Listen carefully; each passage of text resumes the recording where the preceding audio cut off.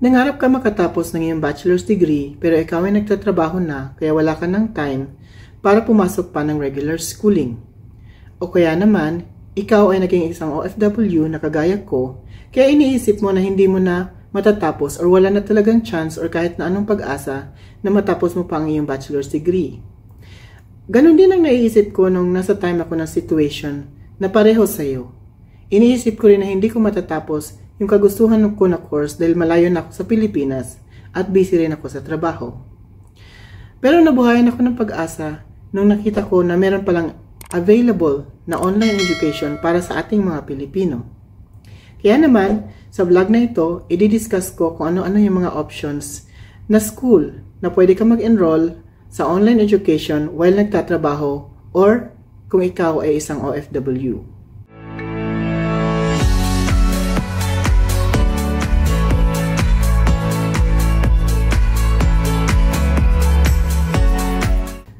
So, meron akong prepare dito na 7 school actually. So, ito muna ang i-discuss natin at gagawa ako ng ibang vlog about sa other schools na pwede maging options kung saan ka pwedeng mag-enroll. So, una is yung AMA-OED. So, AMA-OED is AMA Online Education. So, yun yung ibig sabihin niyang acronym na yan. At dito ako nakapagtapos ng aking bachelor's degree in Business Administration, major in Human Resource Management. Na tinapos ko lang siya ng 2.5 years. So, na-late lang nga ng konti kasi nga gawa ng aming late submission of thesis. Pero, actual is 2.5 years ko lang talaga siya natapos. So, dito tayo sa kanilang website. So, ang website ng mga school pala, by the way, ay ipopost ko rin dito sa aking link sa aking blog. So, makikita mo yan lahat kung ikaw ay mag-i-enroll sa isa sa mga school na yan. Pwede mo i-click ang link na ipipaste ko sa aking description box para malaman mo kung ano pa yung mga i-offer ng school in terms of online education. So, sa AMA-OED, meron silang in-offer na bachelor's degree relating to information technology, which ranges from computer science, computer engineering, and information technology itself.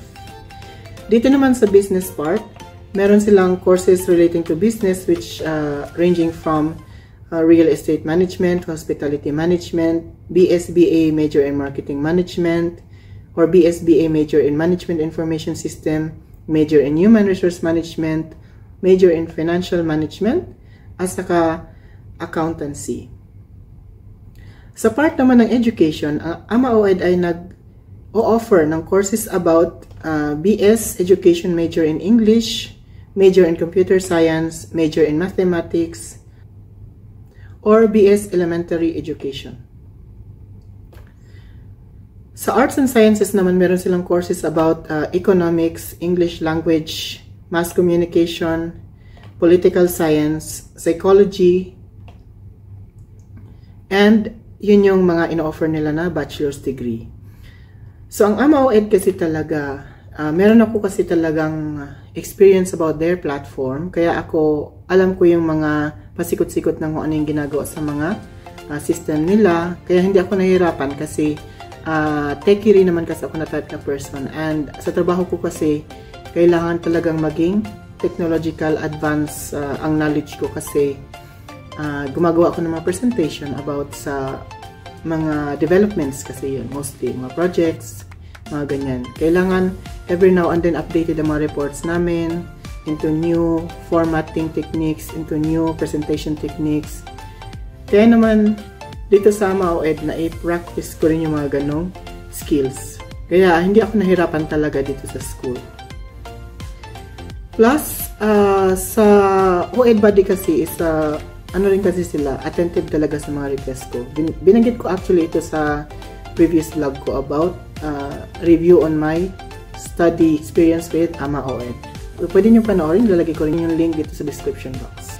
Next is Mapua Malayan Digital College. So, part ito ng Mapua University, meron silang dalawang klase ng online education na in-offer sa dalawang klaseng colleges din, pero iisang company lang ito. Parang sister company lang siya. Una is yung Mapua Malayan Digital College, which nag-offer about courses relating to technology. So, dito, meron silang development focus program and business focus program. So dito sa development focus program, nag-offer sila ng BS Information Technology with specialization in software development, network and cybersecurity. And yun lang ang in-offer nila sa part ng technology.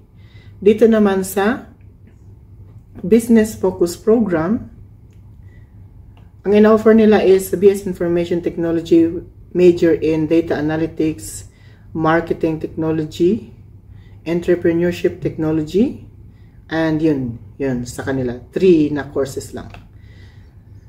So, hindi kagaya ng AMA-OED na major siya ng iba-ibang course about IT, business, and arts and sciences. So, dito is may focus lang talaga siya. So, kung lilipat tayo dito sa Mapua University Online, so search natin Mapua University Online. So ganun din kasi siya, kaya lang medyo iba yung sa website niya. So ito yung sa kanila, Mapua University ang nakalagay. So, ang ino-offer niya dito is, so dito tayo sa undergraduate.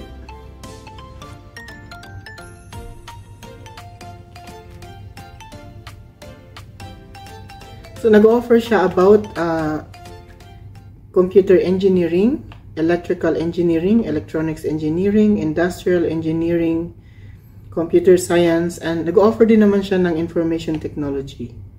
So, ang kasi dito sa Mapua, dati kasi supposed to be mag-i-enroll ako nitong industrial engineering. Hindi kasi ako tumuloy dahil nung tinatanong ko na yung sa school kung pwede ba siyang i-enroll kagaya nung sa AMA-OED, hindi kasi sila pumapayag dahil kailangan daw i-follow yung calendar ng course nila based doon sa online enrollment. So, binigyan ako ng time kasi tinanong ko siya kung hanggang kailan ko matatapos yung enrollment. Kung sakali, it will be roughly 3.5 years for industrial engineering. So, kaya hindi ako tumuloy, which is okay naman sana. Kaya lang, masyado na kasing mahaba yung time na yun para sa pagtatapos ng isang course. Dahil nung time na yun, it was last 2023 lang. So, hindi ko kasi na maintay na 23, 24, 25, 26 ko pa siya matatapos. Malayo na masyado. So, yun. Kaya ako withdraw doon. At instead, yun yung nakapag-enroll ako ng ibang course sa abroad, which is based in the UK, sa dalawang school. So, ito kasi yung mail nung sa Mapua. Papakita ko lang kasi baka sabihin nyo hindi ako nag-reach out doon. So, ito yung binigay nila na response sa akin. Kasi nagtanong ako ng is the course BS Industrial Engineering enrollment is flexible? Like for example, if I can proceed to enroll to the next subjects anytime for as long as I finish and pass the enrolled subjects. So, sabi niya, may curriculum daw sila provided for all programs you're offering and you have to enroll the subjects on term because some of them will have a prerequisite course. So, sinusunod nila yung schedule nila per subject. Kumbaga, hindi ka pwedeng mag-enroll kagaya ng sa AMA-OED na flexible talaga. Meron mga course na may prerequisite pero hindi siya ganun karami. So, dito kasi meron talaga. Meron at meron. So, tinanong ko nga rin kasi yun, how many subjects do I need to complete for the mentioned course? So, depends on the unit per course or subject given in your curriculum. So, dito kasi ang binibigay lang nila maximum of 15 units lang yung pwede kong ma-enroll per term. So, paano kung ang isang subject umabot ng 5 units? So, yun yung iniisip ko. Yung sa pag-aaral kasi, just for your information kung ikaw ay nanonood sa akin, kung ikaw ay nag-take ng idea galing dito sa vlog na ito, hindi naman ibig sabihin kasi na kukuha ka ng lesser units, hindi na maganda. Or lesser subjects kasi maraming units, hindi rin maganda. Maganda pa rin yun for as long as kung ikaw ay bata pa talaga na meron kang time na matapos yung mga ganyang course. Sa akin is, kukunin ko itong course na ito. Kung ako ay nasa mga line of 2 pa lang, mga 22, 23. Kung yun ay mag-start ako ng mga ganong edad. Kaya lang, 30 plus na kasi ako nung nag-start ako na mag-aral ng Business Administration, Major in Human Resource Management sa AMA-OED.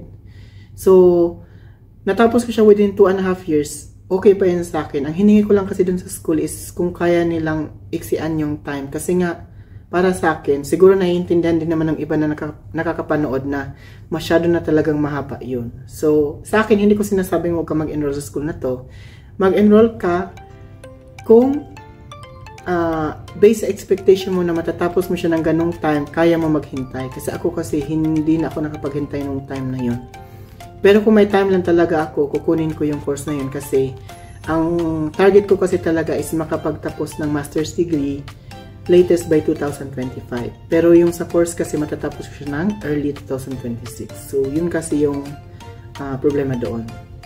So, kasi nandito nga yung sagot niya is, nung tinanong ko siya, how many years would it take for me to complete all the subjects required? So, yun yung aabot ako ng 3 years and 2 terms. So, 3.5 years supposed to be. So, 3 years and 6 months. Masyado siya matagal kasi dahil nga una sa lahat, 2022 nung nag-inquire ako, yun yung patapos pa lang ako ng Business Administration. And ang Business Administration ko is natapos ng early 2023. So, kung mag-enroll ako after ng graduation ko ng AMA-OED, graduate pa ako officially is August 2023 na. So, kaya masyado na maiksi yung oras kung 2023 ito. So, bilang 24, 25, 26 pa talaga siya. Malayo masyado. So, hindi ko siya kayang hintayin talaga. But, at the end of the day, sasabihin ko sa inyo na maganda pa rin ang school na to. Kasi ang Mapua is I know because may mga kakilala ako nag-graduate dyan. So, yun lang. Yun nga, yung sa time nga lang kasi, yung timeline ko lang kasi kung ano yung expectation ko. Pero hindi ko sinasabi nga talaga na pangit yung in-offer sa akin. Maganda yung in-offer sa akin, hindi lang akma doon sa timeline ko. So, yan yung isa sa mga pinapayo ko. Huwag mong sasabihin na hindi maganda ang school dahil hindi lang siya umakma doon sa timeline mo. Kasi hindi talaga lahat ng offer ng education is para sa'yo. Ganon din sa akin. So, yun lang yan. So, next, magmumove tayo dito sa Lyceum of the Philippines or LPU Batangas. So, ang LPU Batangas kasi ay isang university dyan sa Pilipinas. And nag-offer din niya ng courses about business-related courses. Kaya lang, ino-offer nila ito through Filipino Institute. So, tinatry kong i-search yung Filipino Institute dito. Kaya lang, nag-update yata sila ng kanilang website. Kasi hindi ko siya ma-view. So, ito siya. Makikita niyo yan. So, pag nilagay mo dito, page not found kasi siya.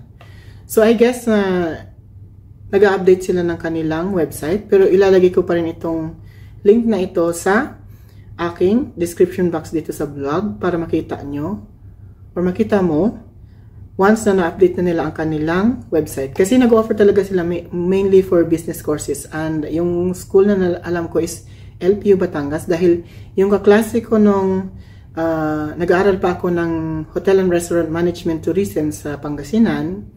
And nag-aaral kasi siya dun sa LPU Batangas through Filipino Institute based in Dubai, United Arab Emirates. So ako ay nasa Oman, yung kaklase ko is nasa UAE, siya ngayon ay pagkakaalam ko is HR executive na. So yun yun. Kaya lang hindi ako makakapagbigay ng sobra-sobrang details or enough details kasi nga wala akong details doon sa website na nila.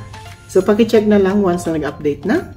Then, makikita mo kung ano yung mga offer. Ang pagkakaalam ko nga, meron pa silang offer ng some courses which is based in European school. Alam ko is sa Greece yung school. Greece or Cyprus, something like that. So, next is Asian Institute for Distance Education. So, based in Makati City, Philippines, ito yung ino-offer naman nila.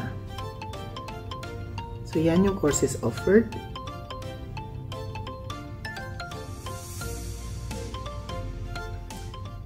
So mabagal ang aking internet, hindi pa siya masyadong nagsisipag ngayon. By the way, nandito ako sa loob ng isang hotel nung ginagawa ko yung video na to, pero siguro mabagal talaga internet sa time na to. So ito na, nag-upload na siya, and ito yung course nila. So nag-offer sila ng BSBA, Major in Business Economics, Major in Human Resource Management, and Major in Marketing Management. At isa pa meron silang Bachelor of Arts in English. So dalawang area lang yun sila. Isa yung Business Management related at isa yung Arts and Sciences. Sa school naman na to, hindi ko pa na-try na mag-inquire kasi nung nag-inquire naman ako to study for online education last October 2019. So ganun nakatagal nung nag-inquire ako. Una, nag-send ako ng email sa University of the Philippines. Pangalawa is nag-send ako ng email sa Polytechnic University of the Philippines through their online or open university. So sa UP kasi hindi ako na-replyan. Sa PUP na-replyan ako, kaya lang hanggang reply lang, hanggang requirements kasi hindi rin ako tumuloy dahil nga marami siyang hinihingi. And sa AMA-OED, nung nag-message kasi ako sa kanila, nag-reply siya after 3 days. So, nung nag-reply na, tuloy-tuloy ako nakapag-enroll doon kasi nung hiningi lang nila, ganito lang yan, kailangan ko ng copy ng aking transcript, ng aking diploma, at isasubmit ko mamaya yung, later on pala, yung actual copy ng aking mga transcript of record at saka yung school certification. So, yun, natuloy ako, nakapag-enroll ako ng December, nag-start ako ng January sa AMA-OED by 2020. So, yun yung 2 months before pandemic. So, pandemic graduate actually ako. So, next naman is yung Polytechnic University of the Philippines, which is, kakabanggit ko lang kanina na nag-email nga ako sa kanila regarding to enroll for online education, kaya lang wala ngang continuous communication about it kasi in-stop ko nga siya dahil nga nakapag-enroll na ako sa AMA-OED. Pero sa bachelor's degree, meron silang ino-offer na related to bachelor's degree in public administration, in broadcasting, business administration, entrepreneurship, office administration, at tourism management. So, yun yung mga ina-offer nila about bachelor's degree sa online.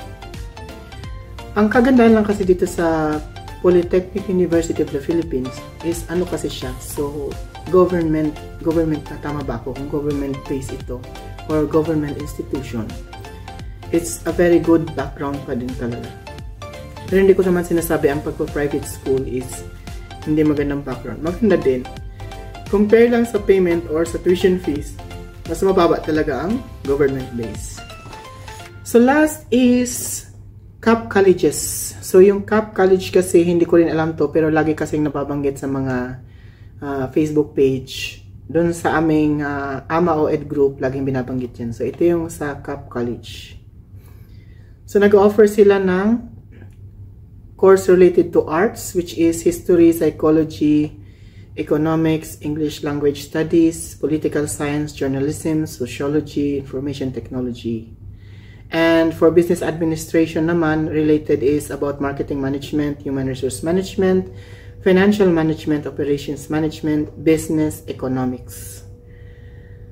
So, ito ay marami kasi nagpo-promote dun sa Facebook kaya ako nakikita tong college na to. Pero, hindi pa ako nakapag-try na mag-inquire sa kanya kasi nga, as I say earlier, nag-focus lang ako sa AMA-OED and maganda rin naman kasi ang experience ko about the school. Meron lang kasi mga comment about it na negative review talaga, which is hindi mo talaga maiiwasan yan.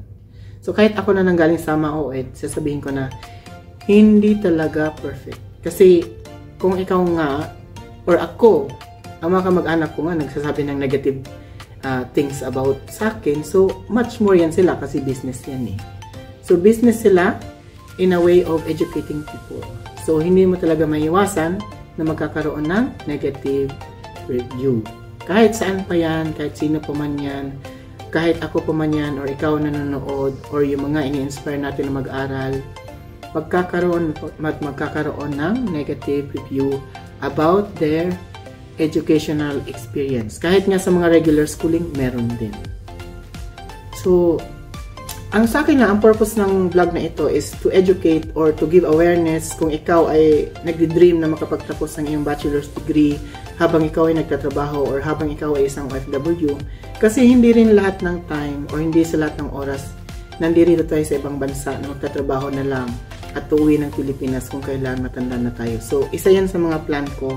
Isa yan sa reason kung bakit ginawa ko tong vlog na to. Kasi para to inspire sa tao na hindi hadlang na may trabaho ka, hindi hadlang na may malayo ka sa bansa mo. Kung gusto mo makakapagtapos ka, kailangan gawan natin ng paraan.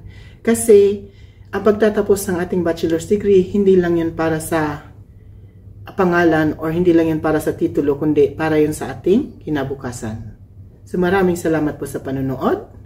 And, see you on my next vlogs about online education. Bye!